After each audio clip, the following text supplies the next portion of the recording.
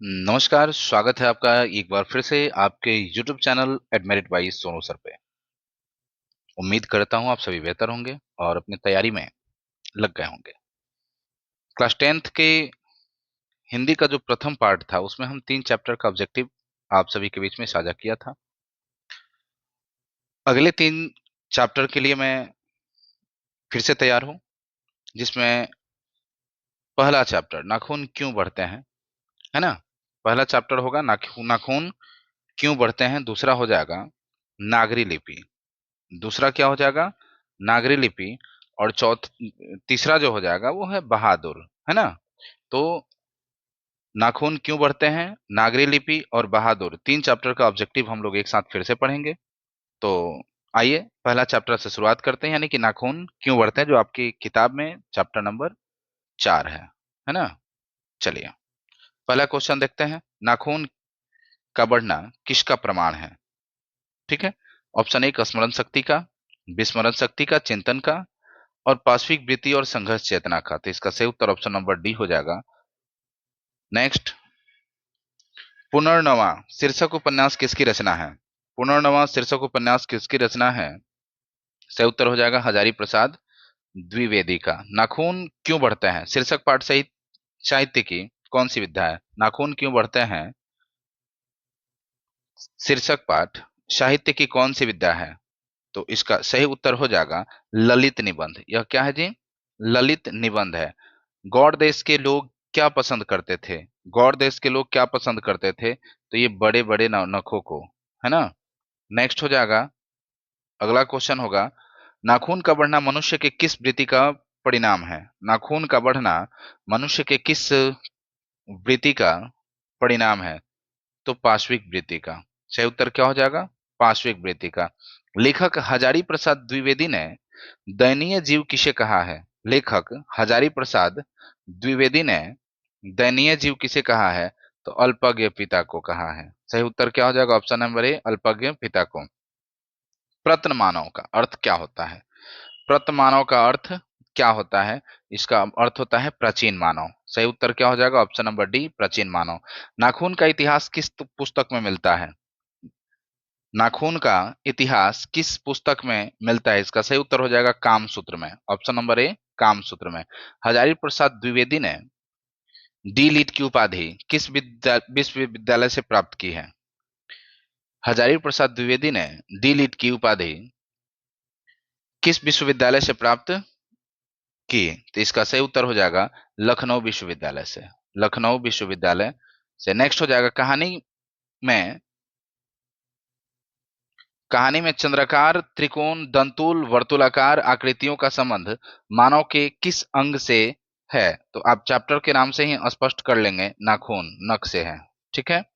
Next हो जाएगा, अलक्तक का अर्थ क्या होता है? अलक्तक का अर्थ क्या होता है? ऑप्शन नंबर बी हो जाएगा, अलक्तक का मतलब होता है आलता।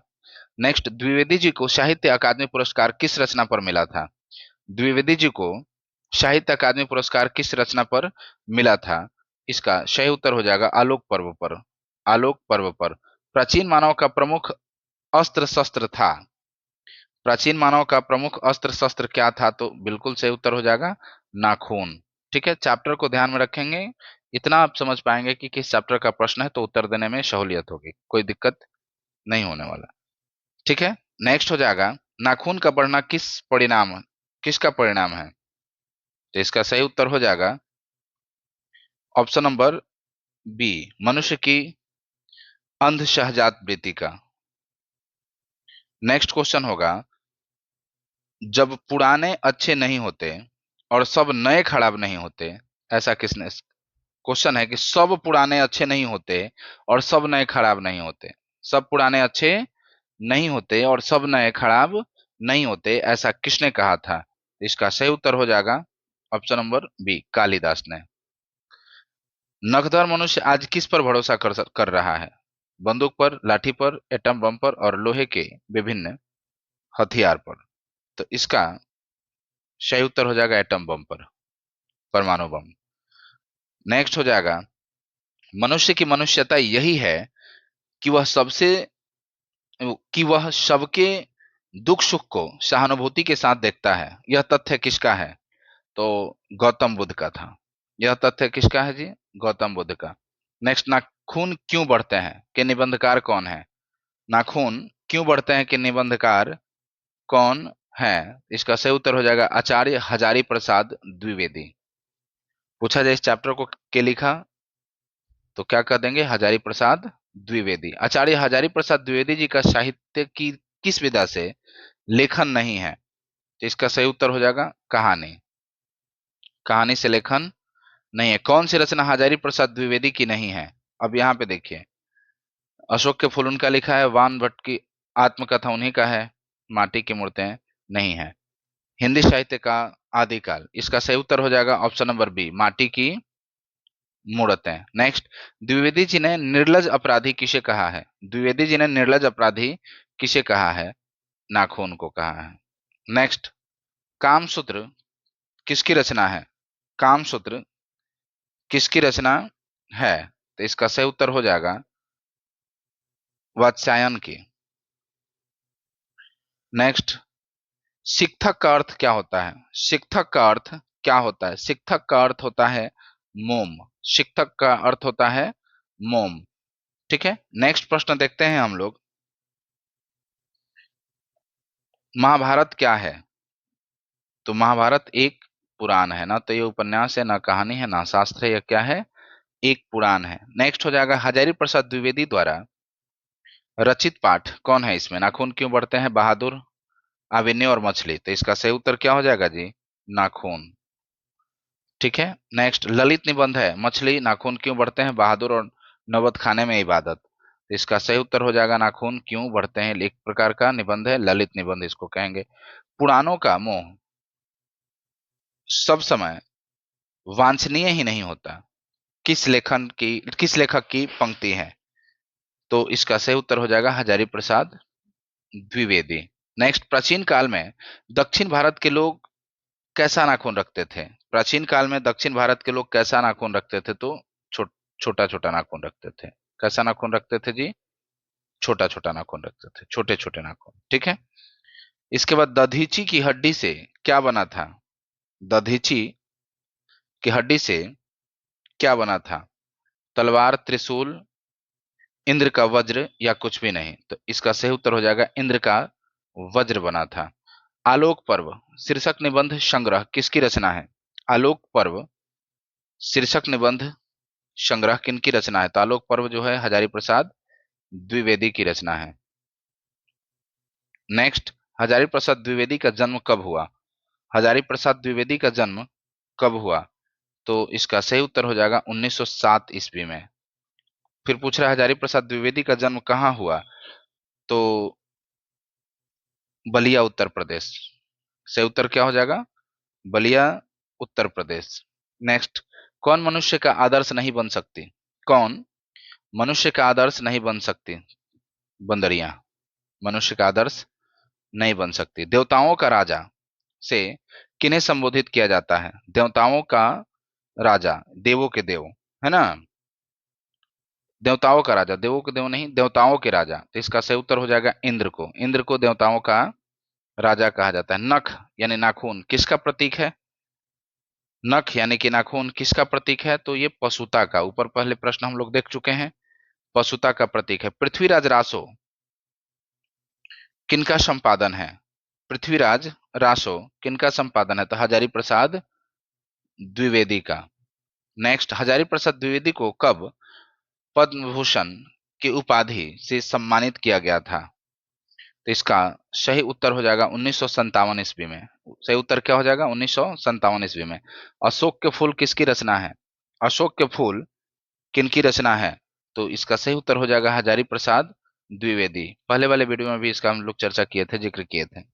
लेखक के अनुसार मनुष्य के नाखून किसके जीवंत प्रतीक है? लेखक के अनुसार मनुष्य के नाखून किसके जीवंत प्रतीक है? मनुष्यता के, सभ्यता के, पाशवी वृत्ति के और सौंदर्य के।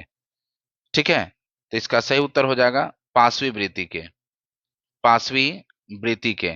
नेक्स्ट हो जाएगा हजारी प्रसाद द्विवेदी की मृत्यु कब और कहाँ हुई थी? हजारी प्रसाद द्विवेदी की मृत्यु कब और कहाँ हुई थी? तो इसका सही उत्तर हो जाएगा 1979 में। नहीं, 1979 को दिल्ली में ना, सहजात वृत्तियां किसे कहते हैं? सहजात वृत्तियां किसे कहते हैं?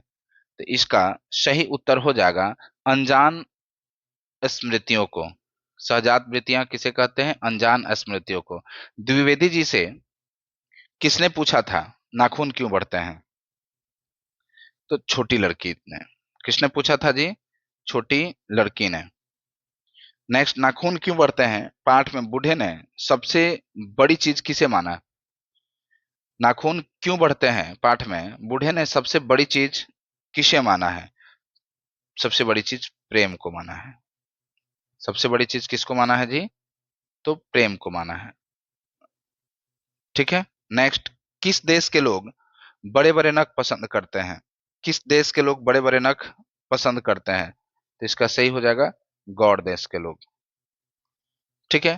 पुराणों का मोह सब समय वांछनीय ही नहीं होता, यह पंक्ति किस शीर्षक पाठ की है? पुराने पुराने का मोह सब समय वांछनीय नहीं होता, यह पंक्ति किस शीर्षक पाठ की है? तो इसका सही उत्तर हो जाएगा नाखून क्यों बढ़ते हैं। नाखून क्यों बढ़ते हैं। जो लोग इस पाठ को एक बार पढ़े होंगे वो स्पष्ट हो जाएंगे। अनाम दास का पोथा उपन्यास किस लेखक की कृति है? अनाम दास का पोथा उपन्यास किस लेखक की कृति है? तो सही उत्तर हो जाएगा हजारी प्रसाद द्विवेदी। कौन नाखून को जिलाया जा रहा है? कौन नाखून को जिलाया जा रहा है? तो प्रकृति। इसका सही उत्तर क्या हो जाएगा जी? प्रकृति। अनाम दास का पोथा साहित्य किस विधा की रचना है? अनाम दास की पोथा साहित्य किस विधा की रचना है? तो इसका सही उत्तर हो जाएगा उपन्यास। चूंकि इसके पहले आप देखे थे कि इस उपन्यास के लेखक कौन है, तो हजारी प्रसाद द्विवेदी है ना। यहाँ पे चर्चा आप किए थे ना कि ये क्या है, उपन्यास है। पूछ रहा है कि इसमें अगला में पूछ रहा है कि कौन सी विद्या है, तो आप विद्या भी बता दिए कि यह क्या है जी? उपन्यास है।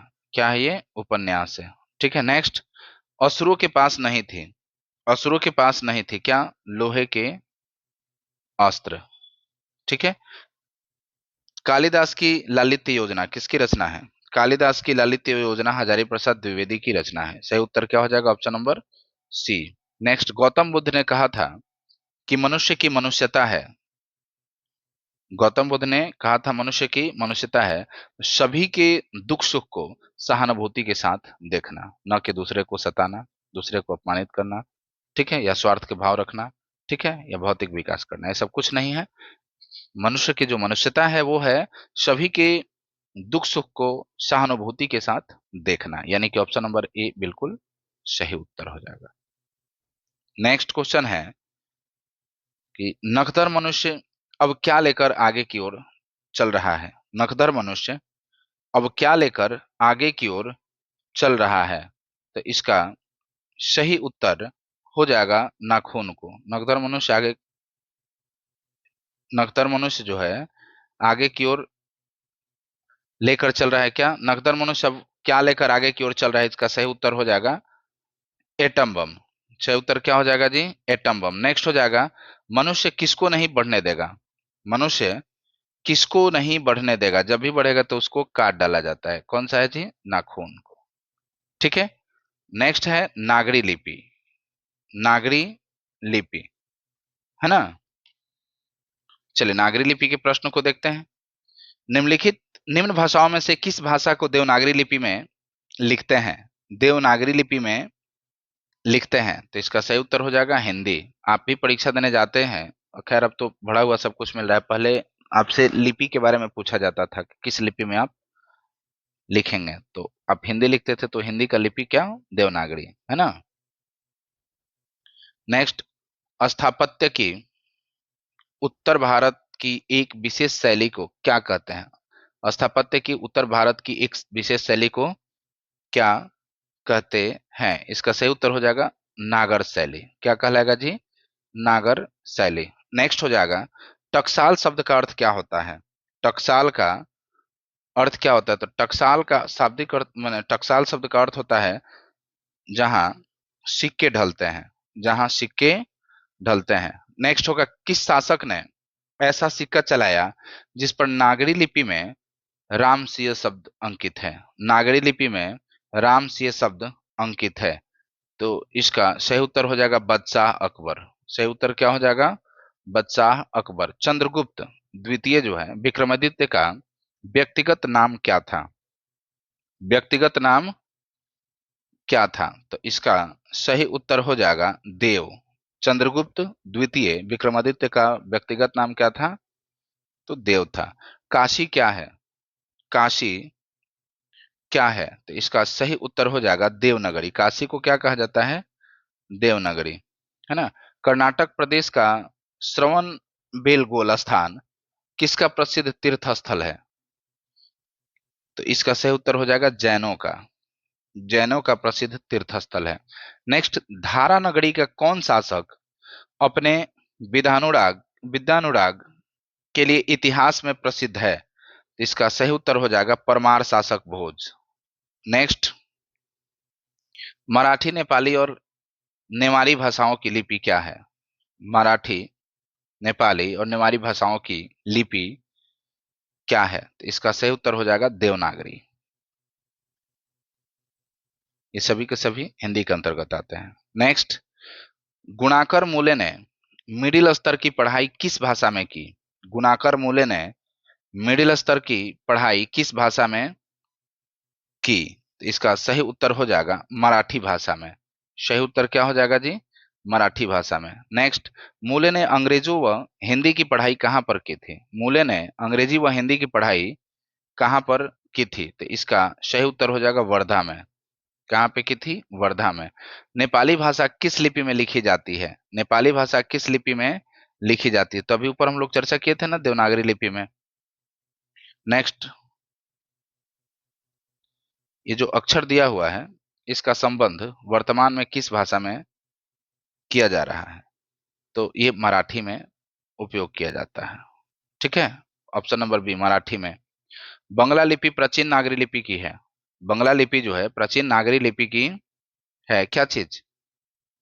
उसको पुत्री कहेंगे, बहन कहेंगे, भगनी कहेंगे, बहू कहेंगे? तो इसको बहन कहा जाता है। बंगला जो है नागरी लिपि की बहन है। ठीक है। नेक्स्ट, केरल के शासकों के द्वारा सिक्कों पर वीर केरलस्य शब्द किस लिपि में लिखी गई है? वीर केरलस्य किस लिपि में लिखी गई है? इसका सही उत्तर हो जाएगा नागर लिपि में। सही उत्तर क्या हो जाएगा? नागर लिपि में। पहले पहल किन राजाओं के लेखों के लिपि को ही नंदी गाहरी नाम से नंदी नागरी नाम से नाम दिया गया था? पहले पहल किन राजाओं के लेखों के लिपि को ही नंदी नागरी नाम दिया गया था? तो इसका सही उत्तर हो जाएगा विजयनगर के राजाओं का। ऑप्शन नंबर बी बिल्कुल सही उत्तर है। नेक्स्ट, टकसाल का संबंध है क्या चीज से? सिक्कों से, अभिलेखों से, लिपि से, या फिर अनाज के ढेरों से? तो टकसाल अभी कुछ देर पहले चर्चा किए थे ना, जहाँ पे सिक्के ढलाई किए जाते हैं, सिक्के बनाए जाते हैं, सिक्कों से संबंध है इसका। श्रवण बेलगोला स्थान का संबंध है क्या चीज से? अभी ऊपर हम लोग इसका चर्चा किए हुए थे, जैन धर्म से, है ना। प्रश्न को थोड़ा सा आप लोग ध्यान देंगे। नागरी लिपि शीर्षक निबंध के निबंधकार कौन है? नागरी लिपि शीर्षक निबंध के निबंधकार कौन है? इसका सही उत्तर हो जाएगा गुणाकर मूलेन। सही उत्तर क्या हो जाएगा जी? गुणाकर मूले। नेक्स्ट, नागरी लिपि शीर्षक पाठ किस पुस्तक से लिया गया है? नागरी लिपि शीर्षक पाठ किस पुस्तक से लिया गया है? इसका सही हो जाएगा भारतीय लिपियों की कहानी। उस पुस्तक से नागरी लिपि को उठाया गया है। ठीक है। नेक्स्ट है, मराठी भाषा की लिपि कौन सी है? मराठी भाषा की लिपि कौन सी है? अभी कुछ देर पहले हम लोग चर्चा किए थे ना, हो देवनागरी, है ना। सिद्धम क्या है? सिद्धम क्या है? एक प्रकार की लिपि है। सिद्धम भी क्या है? एक प्रकार की लिपि है। किसे देवनागरी की संज्ञा दी गई है? किसे देवनागरी की संज्ञा दी गई है? तो काशी को देवनागरी की संज्ञा दी गई है। काशी को देवनागरी की संज्ञा दी गई है। मालवा में नगर नागर लिपि का इस्तेमाल होता है, ऐसा किसने कहा था?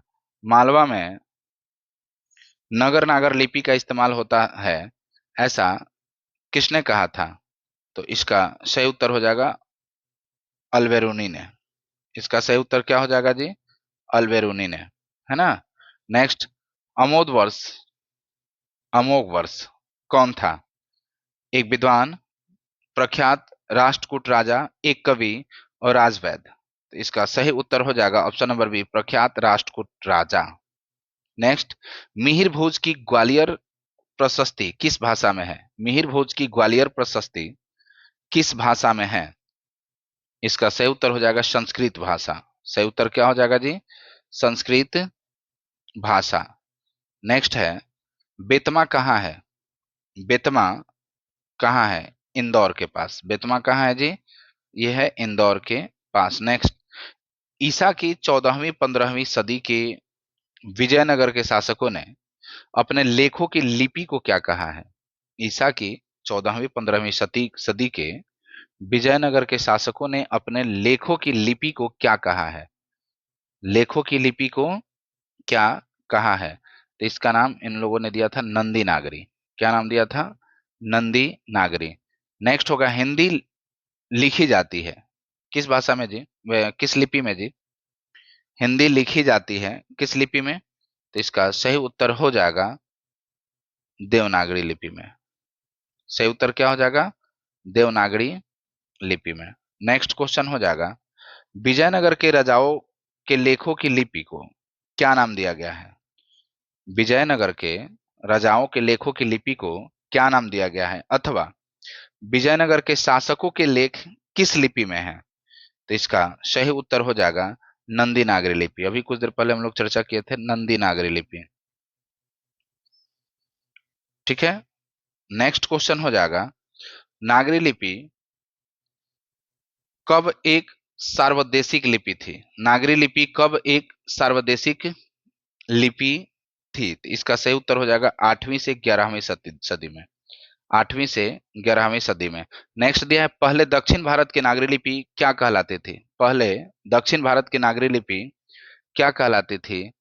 तो ये सिद्धम कहलाती थी। इसका सही उत्तर ऑप्शन नंबर डी है। गुणाकार मूल्य का जन्म कब हुआ? गुणाकर मूल्य का जन्म कब हुआ? गुणाकर मूल्य का जन्म 1935 ईस्वी में हुआ। इसका सही उत्तर ऑप्शन नंबर ए होगा। प्रश्न है, गुणाकर मूल्य का जन्म कहाँ हुआ था? तो गुणाकर मूल्य का जन्म महाराष्ट्र में हुआ था। ऑप्शन नंबर सी सही उत्तर हो जाएगा। नेक्स्ट, परमार शासक भोज कहाँ के रहने वाले थे? परमार शासक भोज कहाँ के रहने वाले थे? तो धारा नगरी के। सही उत्तर क्या हो जाएगा? Option number A. गुप्तों की राजधानी को क्या कहा जाता होगा? गुप्तों की राजधानी को क्या कहा जाता होगा? इसका सही उत्तर हो जाएगा देवनगर। गुप्तों की राजधानी को देवनगर कहा जाता होगा। नेक्स्ट, गुणाकर मूले ने विभिन्न विषयों पर कितने निबंध लिखे थे? गुणाकर मूले ने विभिन्न विषयों पर कितने निबंध लिखे थे? 2500 से अधिक। भारतीय लिपियों की कहानी किनकी प्रसिद्ध रचना है? भारतीय लिपियों की कहानी किनकी प्रसिद्ध रचना है? तो इसका सही उत्तर हो जाएगा गुणाकर मूले की। गुणाकर मूले की। नेक्स्ट, इस्लामी शासक का आरंभ काल है 12वीं सदी से, 13वीं सदी से, 14वीं सदी से या फिर 15वीं सदी से? इसका सही उत्तर हो जाएगा 12वीं सदी से। ठीक है। नेक्स्ट, गुणाकर मूले की मृत्यु कब हुई? गुणाकर मूले की मृत्यु कब हुई? तो 2009 ईस्वी में। गुणाकर मूले की मृत्यु कब हुई? 2009 ईस्वी में। नेक्स्ट, नागरी लिपि के आरंभिक लेख हमें कहाँ से मिलते हैं? तो इसका सही उत्तर हो जाएगा ऑप्शन नंबर सी, दक्षिण भारत से। सही उत्तर क्या हो जाएगा जी? दक्षिण भारत से। ठीक है। नेक्स्ट क्वेश्चन हो जाएगा, बेतमा दान पत्र किस समय का है? बेतमा दान पत्र किस समय का है? तो 1020 का। ठीक है। उत्तर भारत से नागरी लिपि के लेख कब से मिलने लगते हैं? उत्तर भारत से नागरी लिपि के लेख कब से मिलने लगते हैं? 8वीं सदी से, 6ठी सदी से, 9वीं सदी से या 4थी सदी से? तो इसका सही उत्तर हो जाएगा ऑप्शन नंबर ए, यानी कि 8वीं सदी से। ठीक है। नेक्स्ट क्वेश्चन हो जाएगा, निबंध के लेखक कौन है? निबंध के लेखक कौन है ना? निबंध के लेखक कौन है? तो इसका सही उत्तर हो जाएगा गुणाकार मूल्य। नेक्स्ट, तमिल, मलयालम, तेलुगु, कन्नड़ भाषाएं हैं। तमिल, मलयालम, तेलुगु, कन्नड़ भाषाएं हैं। कहाँ की भाषाएं हैं जी? तो दक्षिण भारत की। सब साउथ इंडियन लैंग्वेज है, ठीक है। तमिल, तेलुगु, कन्नड़, मलयालम, है ना। रामायण की रचना किस भाषा में है? संस्कृत, हिंदी, उर्दू या फिर अंग्रेजी में? तो इसका सही उत्तर हो जाएगा संस्कृत में। सही उत्तर क्या हो जाएगा? संस्कृत में, ठीक है। यानी कि option number A. Next question हो जाएगा, नागरी लिपि शीर्षक पाठ साहित्य की कौन विद्या है? नागरी लिपि शीर्षक पाठ साहित्य की कौन विद्या है? इसका सही उत्तर हो जाएगा निबंध, चूंकि निबंध का ही चर्चा है ना। दक्षिण भारत की नागरी लिपि क्या कहलाती है? दक्षिण भारत की नागरी लिपि क्या कहलाती है? तो अभी हम लोग चर्चा किए थे कुछ देर पहले दो प्रश्न पे नंदी नागरी की। 10वीं 11वीं सदी में किस रचना ने भारत यूरोप के बीच व्यापार संबंध के बारे में बताया है? भारत यूरोप व्यापार संबंध के बारे में बताया है, तो इसका सही उत्तर हो जाएगा पद्मावत, है ना। सही उत्तर क्या हो जाएगा? पद्मावत। पूछा जाए कि पद्मावत कब की रचना है, तो 10वीं 11वीं सदी की रचना है, ठीक है। नेक्स्ट हो जाएगा, दक्षिण भारत में द्रविड़ भारत परिवार की कौन सी भाषा सबसे अधिक प्राचीन है? तो इसका सही उत्तर हो जाएगा तमिल। दक्षिण भारत में द्रविड़ भाषा परिवार की कौन सी भाषा सबसे अधिक प्राचीन है? तो क्या कह देंगे? तमिल। नेक्स्ट, शहर शहरप्पा की कृति है क्या? तो इसका दोहा कोश। सही उत्तर क्या हो जाएगा? दोहा कोश। दोहा कोश किसकी रचना है? दोहा कोश किसकी रचना है? तो शहरप्पा की। नेक्स्ट, हिंदी के आदि कवि कौन है? हिंदी के आदि कवि कौन है? तो शरहप्पा को कहा जाता है। सूर्य नामक पुस्तक किनकी रचना है? सूर्य नामक पुस्तक किनकी रचना है? तो गुणाकर मूले की। गुणाकर मूले की, ठीक है। ये सब देखते रहेंगे आप लोग। नेवारी भाषाएं किस लिपि में लिखी जाती है? तो ऑप्शन नंबर ए में हो जाएगा देवनागरी। किसमें? देवनागरी। दंती दुर्ग किस वंश का शासक था? दंती दुर्ग किस वंश का शासक था? इसका सही उत्तर हो जाएगा राष्ट्रकूट। सही उत्तर क्या हो जाएगा? राष्ट्रकूट। विद्यानुराग के लिए प्रसिद्ध है क्या चीज? तो इसका सही उत्तर हो जाएगा विद्यानुराग के लिए भोज प्रसिद्ध है। दंती दुर्ग के चाचा का नाम क्या था? इस सब टाइप के प्रश्न पूछे जाते हैं। दंती दुर्ग के चाचा का नाम क्या था? तो इसका सही उत्तर हो जाएगा कृष्ण। दंती दुर्ग के चाचा का नाम क्या था? कृष्ण। गोमटेश्वर का भव्य पुतला कहाँ है? गोमटेश्वर का भव्य पुतला कहाँ पर है? तो श्रवणबेलगोल में, ठीक है। नेक्स्ट, 8वीं सदी में शिलाहारों का राज्य कहाँ स्थापित हुआ? 8वीं सदी में शिलाहारों का राज्य कहाँ स्थापित हुआ? इसका सही उत्तर हो जाएगा महाराष्ट्र में। कहाँ? महाराष्ट्र में। नेक्स्ट, किस शासक का व्यक्तिगत नाम देव था? किस शासक का व्यक्तिगत नाम देव था? अभी क्वेश्चन में पूछा गया था विक्रमादित्य का व्यक्तिगत नाम क्या था, तो देव। और जस्ट उल्टा पूछ दिया किस शासक का व्यक्तिगत नाम क्या था? देव था। तो इसका सही उत्तर हो जाएगा विक्रमादित्य। क्या सही उत्तर हो जाएगा जी? विक्रमादित्य, ठीक है। नेक्स्ट क्वेश्चन, एलोरा का कैलाश मंदिर किस वंश के शासक ने बनवाया था? एलोरा का कैलाश मंदिर किस वंश के शासक ने बनवाया था? तो इसका सही उत्तर हो जाएगा राष्ट्रकूट ने, है ना। नेक्स्ट, राष्ट्रकूट की नई राजधानी कहाँ थी? राष्ट्रकूट की नई राजधानी कहाँ थी? मान्यखेत में, है ना। नेक्स्ट, गणित सार संग्रह की रचना किसने किया था? गणित सार संग्रह की रचना किसने किया था? इसका सही उत्तर हो जाएगा महावीराचार्य ने। सही उत्तर क्या हो जाएगा? महावीराचार्य ने। नेक्स्ट क्वेश्चन है, गंग वंश के शासकों का संबंध वर्तमान में किस क्षेत्र से था? गंग वंश के शासकों का संबंध वर्तमान में किस क्षेत्र से था? तो इसका सही उत्तर हो जाएगा उड़ीसा, है ना। उड़ीसा क्षेत्र से संबंध था। नेक्स्ट और अंतिम इस चैप्टर का प्रश्न है कि ब्राह्मी शैली का प्रचलन भी था। ब्राह्मी शैली का प्रचलन भी था। कहाँ प्रचलन था जी? तो उड़ीसा में। ऑप्शन नंबर सी बिल्कुल सही उत्तर होगा। ठीक है। नेक्स्ट, बहादुर चैप्टर को हम लोग देखेंगे। बहादुर चैप्टर को हम लोग देखेंगे। अब बहादुर चैप्टर का पहला प्रश्न है कि यह किसने कहा कि 11 रुपये साड़ी के खूंट से निकालकर यहीं चरपाई पर रखे? डैश पर वे मिल नहीं रहे हैं, डैश पर, है ना? तो पूछ रहा है कि 11 रुपए जो है साड़ी के खूंट से निकाल करके यहीं चरपाई पर रखे हुए थे, पर वो मिल नहीं रहे हैं, है ना? किसने कहा था जी? तो कहानी को, चैप्टर को पढ़े होंगे तो आप स्पष्ट होंगे कि जो रिश्तेदार की पत्नी आई थी वही इस बात को कर रही थी। किसका मन मां से फट गया और वह रात भर जंगल में छिपा रहा? नरेश, दिवाकर, रोशन या फिर बहादुर?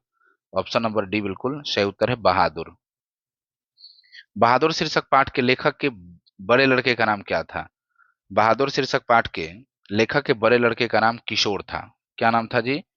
किशोर था। बहादुर शीर्षक पाठ में किसकी कहानी है? बहादुर शीर्षक पाठ में किसकी कहानी है? तो नेपाली गवई गोरखे की, है ना? नेपाली गवई गोरखे की।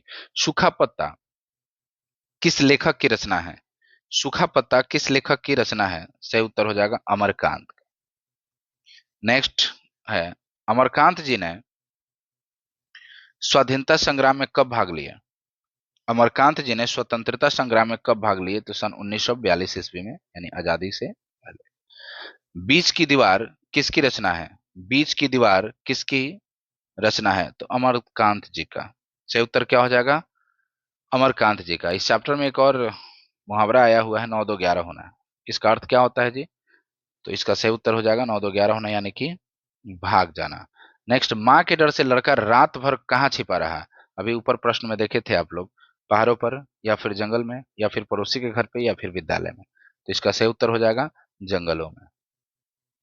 नेक्स्ट, मित्र मिलन शीर्षक कहानी संग्रह किसकी रचना है? मित्र मिलन शीर्षक कहानी संग्रह किसकी रचना है? ठीक है।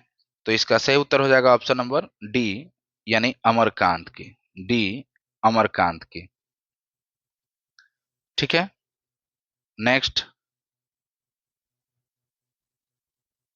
अगला क्वेश्चन है, लेखक की पत्नी के रिश्तेदार किस दिन आए थे? रविवार, सोमवार, मंगलवार या फिर बुधवार को? तो इसका सही उत्तर हो जाएगा रविवार के दिन आए थे, है ना? छुट्टी के दिन।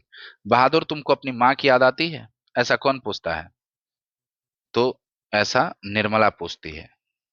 नेक्स्ट क्वेश्चन, बहादुर शीर्षक कहानी के कहानीकार कौन है? तभी तो उनके बारे में हम लोग चर्चा कर रहे थे, अमरकांत जी। कौन है जी? अमरकांत जी। ठीक है। नेक्स्ट क्वेश्चन, बहादुर कितने वर्ष का था? बहादुर कितने वर्ष का था? तो बहादुर जो है 12 13 वर्ष का था। बहादुर पाठ में बहादुर जो है वो 12 13 वर्ष का था। बहादुर का पूरा नाम क्या था? तो बहादुर का पूरा नाम दिल बहादुर था। बहादुर का पूरा नाम क्या था? दिल बहादुर था। निर्मला कौन थी? और क्वेश्चन पूछ रहा है कि निर्मला कौन थी? तो निर्मला जो है कहानीकार की पत्नी थी, है ना? बहादुर कहाँ से भाग कर आया था? पुणे से, इंदौर से, पटना से या फिर नेपाल से? तो नाम से ही आप स्पष्ट हो जाएंगे, बहादुर कहाँ से भाग कर आया था जी? तो नेपाल से। रिश्तेदार की पत्नी के कितने रुपये खो गए थे? तो 11 रुपये। कितने रुपए खो गए थे? 11 रुपये, है ना? नेक्स्ट, 11 रुपए खोए थे, 12 13 साल का लड़का था। नेक्स्ट, कहानीकार के लड़के का नाम क्या था? कहानीकार के लड़के का नाम क्या था? तो इसका सही उत्तर हो जाएगा किशोर। नेक्स्ट, रुपये खोने का प्रपंच किसने रचा था? कहानीकार के मित्र, कहानीकार के भाई, कहानीकार के रिश्तेदार या फिर कहानीकार के साले? तो इसका सही उत्तर हो जाएगा ऑप्शन नंबर सी, कहानीकार के रिश्तेदार। नेक्स्ट है, बहादुर कौन था? तो कहानीकार का चपरासी था, पहरेदार था, नौकर था या फिर फौजी था? तो इसका सही उत्तर हो जाएगा नौकर था। बहादुर जो है कहानीकार का, यानी अमरकांत जी का क्या था? नौकर था, जो भाग के आया था। बहादुर कैसी कहानी है? ऐतिहासिक, मनोवैज्ञानिक, सामाजिक या फिर वैज्ञानिक। तो इसका सही उत्तर हो जाएगा एक प्रकार की सामाजिक कहानी है यह, है ना। नेक्स्ट, बहादुर अपने घर से क्यों भाग गया था? गरीबी के कारण, या फिर माँ की मार के कारण, या फिर शहर घूमने के लिए, या फिर भ्रम के कारण? तो इसका सही उत्तर हो जाएगा माँ की कुटाई के कारण, माँ की मार के कारण। नेक्स्ट, बहादुर कहानी के लेखक अमरकांत का जन्म कब हुआ था? यानी कि अमरकांत जी का जन्म जो है कब हुआ था? तो सन 1925 ईस्वी में। जन्म कब हुआ था? 1925 ईस्वी में। और जन्म कहाँ हुआ था जी? तो उनका जन्म बलिया उत्तर प्रदेश में हुआ था, है ना। बलिया उत्तर प्रदेश में हुआ था। अमरकांत जी का जन्म कहाँ हुआ था जी? तो बलिया उत्तर प्रदेश में। मौत का नगर किस लेखक की कहानी संग्रह है? मौत का नगर किस लेखक की कहानी संग्रह है? तो अमरकांत जी की है ना। नेक्स्ट, अगला क्वेश्चन पूछ रहा है कि अमरकांत जी को किस कहानी लेखन के लिए पुरस्कृत किया गया था? ठीक है, तो अमरकांत जी को डिप्टी कलेक्टरी के लिए, है ना, पूछ रहा है कि अमरकांत जी को किस कहानी लेखन के लिए पुरस्कृत किया गया था? तो कट गया है, इसका सही उत्तर हो जाएगा डिप्टी कलेक्टरी के लिए, है ना। ऑप्शन नंबर सी में बिल्कुल सही उत्तर, यहाँ पे सी है डिप्टी कलेक्टरी, ठीक है, ये ध्यान रखेंगे। और ये है जिंदगी और जोंक, ठीक है। आइए देखते हैं नेक्स्ट क्वेश्चन इस प्रश्न का, भले इस चैप्टर का। कह रहा है कि इन्हें किस पुरस्कार से पुरस्कृत किया गया था? पद्म भूषण, साहित्य अकादमी पुरस्कार, भारत रत्न, या इनमें से कोई नहीं? तो इनको साहित्य अकादमी से पुरस्कृत किया गया था। नेक्स्ट, निर्मला आंखों पर क्या रखकर रोने लगी? तो निर्मला जो है आंखों पर आंचल रख करके रोने लगती है। बहादुर यानी कि दिल बहादुर कहाँ का रहने वाला था? तो ये अभी कुछ देर पहले पूछा हुआ था, कहाँ का रहने वाला था जी? तो सभी लोग जानते हैं नेपाल का लड़का है, नेपाल का रहने वाला था। लेखक के रिश्तेदार ने बहादुर पर क्या आरोप लगाए?